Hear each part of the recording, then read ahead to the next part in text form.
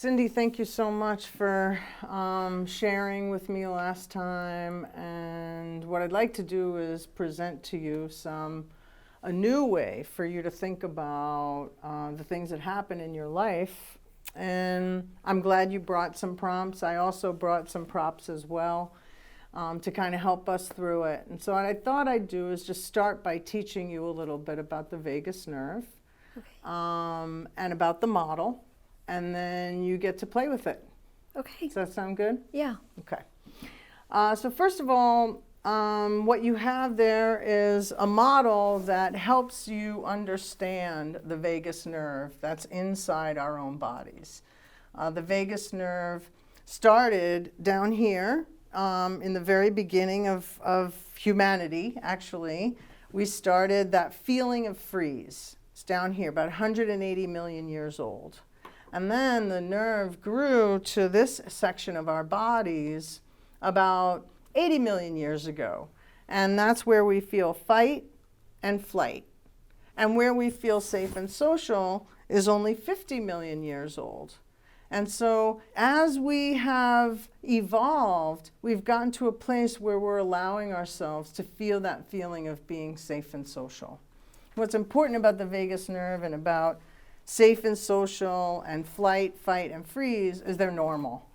Every animal does it, and not to be disparaging, but you're an animal, as am I. And so, so the goal is to start thinking about yourself and these reactions in a very normal way. It's just how it is. You're going to respond to stimuli, and once you respond to that stimuli, you're going to start telling yourself a story, right? So story follows state. We feel a thing, and once we feel the thing, the head says, what am I going to look for? That's the danger. And as soon as it finds danger, it's going to tell you to do something. But the problem is sometimes there's no danger to find, so it keeps looking. And that's what happens when we're feeling anxious or we're feeling depressed.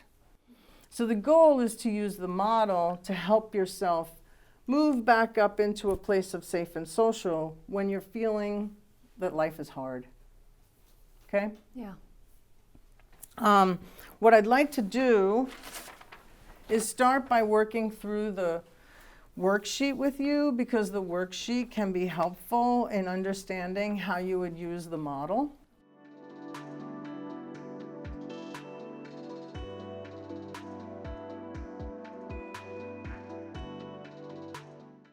So there's a pen on the table for you to write in.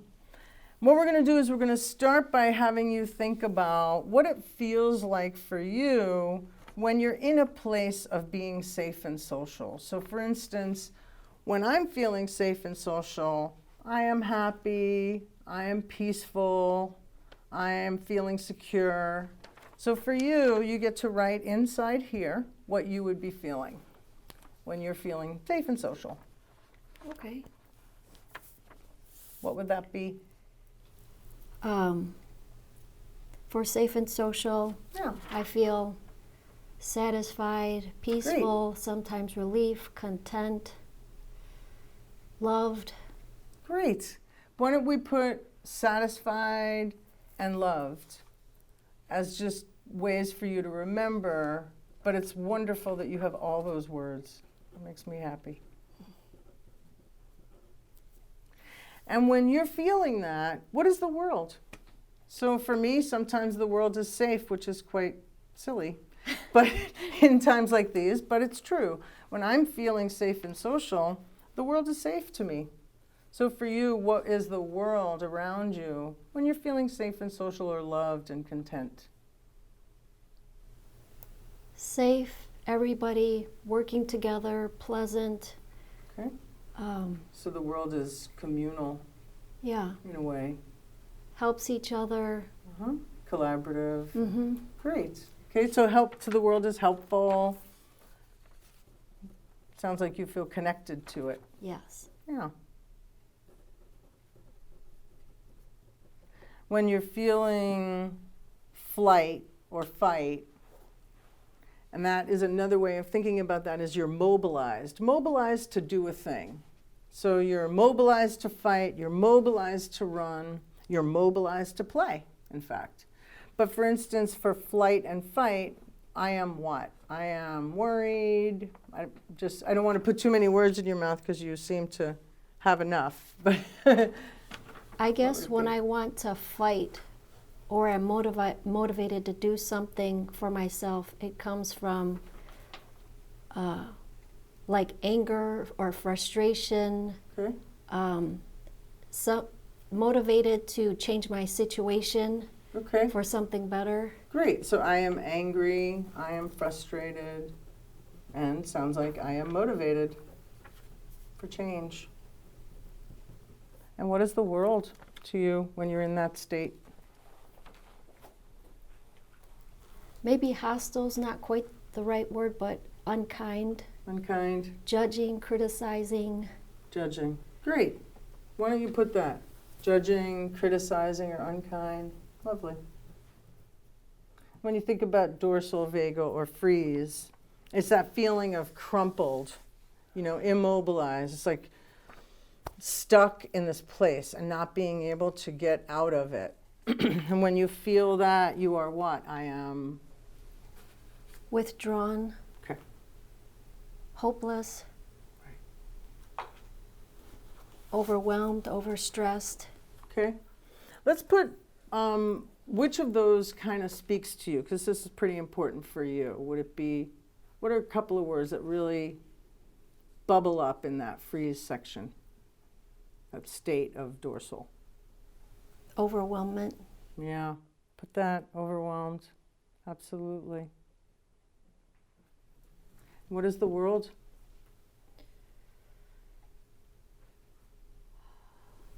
Overbearing. Too much. Too much, too fast, you want to get off. Yes. Yeah. And there's no help, no reprieve. So there's almost a hopelessness to that. Yeah. Yeah. What words, one or two words, might fit in that section for you? Constant barrage. Yeah, so overwhelmed, it sounds like, would be a good one. And what you said something else, too much, too fast. Is that right? Yeah. I think that would be good to put that. Remind yourself, the world is like that. And now, when we're going to go up now. So what I'd like you to think about is when you're feeling that feeling of freeze.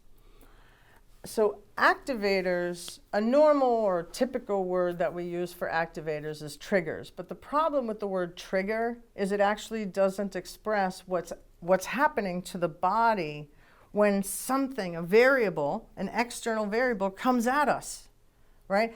But an activator, we are activated by the things in our world, right? So activator is a much kinder word, and it speaks to the natural ability of the body to protect itself. Does that make sense?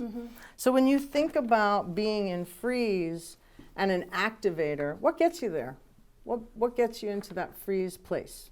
Do you know? I think when certain people, the way they talk to me, their tone, their attitude is like aggressive. Okay. So if somebody is aggressive towards you, it's going to kind of shrink you into that immobilized state. Me too.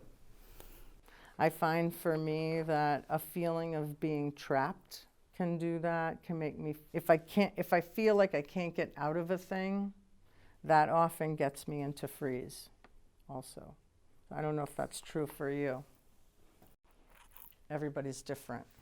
I think along the lines of when things are coming too much and too fast, that there's no way that I can get out of it.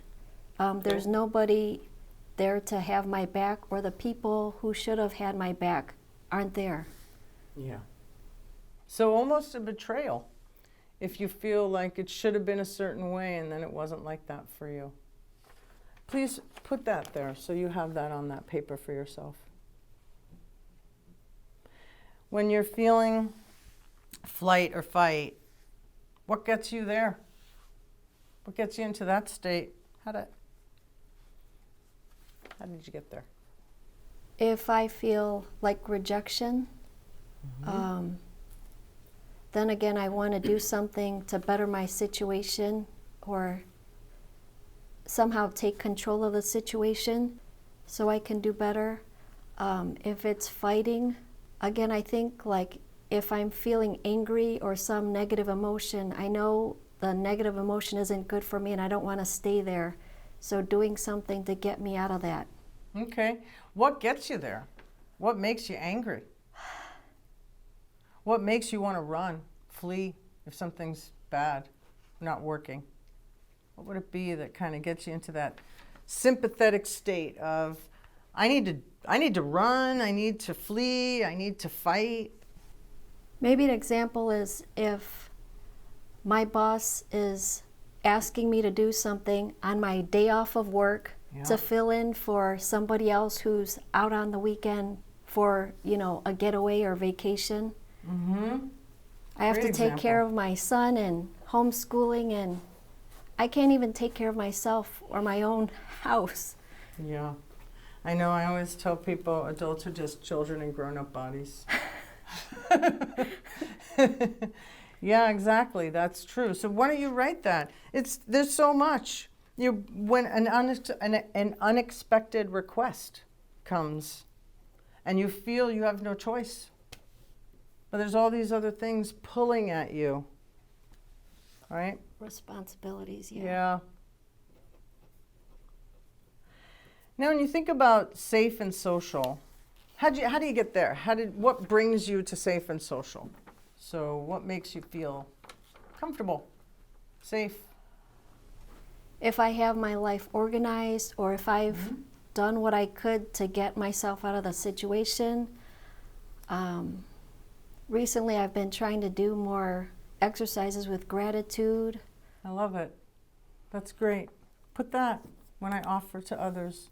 Maybe I would imagine if others offer to you. Would that be true?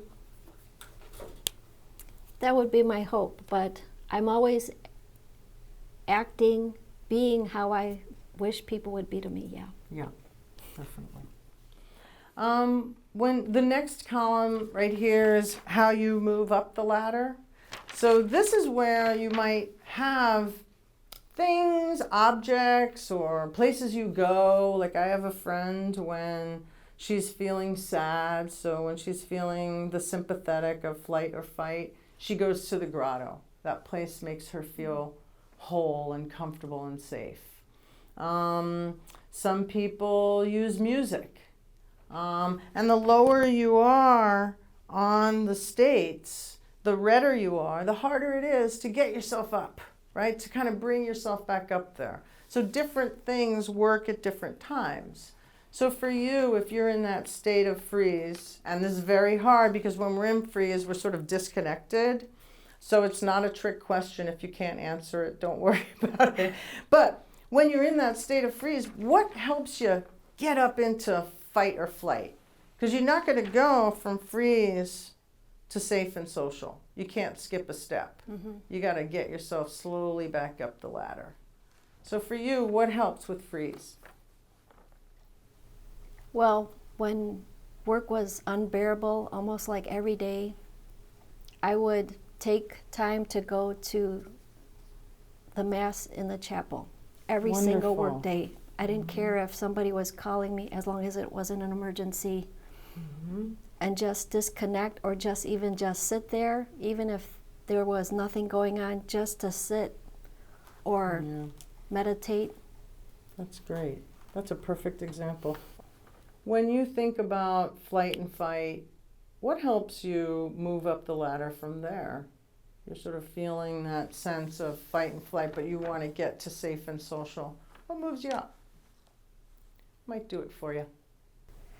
That using the motivation, like say if I'm feeling angry, let me turn it into something, a positive action for myself. At least so I'm not stewing in my anger or uneasiness or yuckiness, something to lift me out. That's great. Perfect. Put that. I often think Social workers will say, what moves me up the ladder is I think to myself, it's unfair.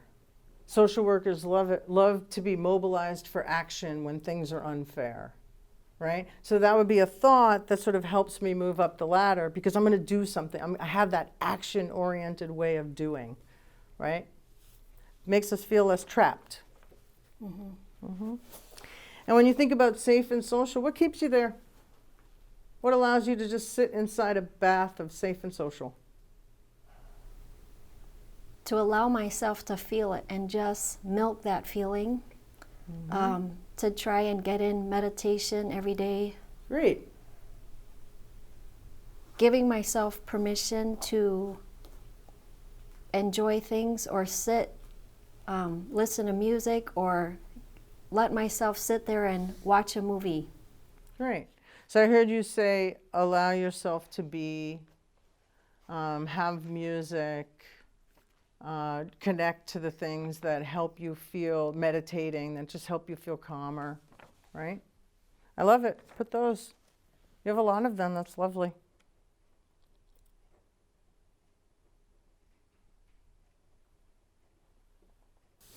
For the last column, what's important here is that you have to have a dream team. Everybody has a group of people or a thing that helps them, whether it's an affinity group, they don't have to know those people, something that helps them know that if they're in a state, they have a place to go.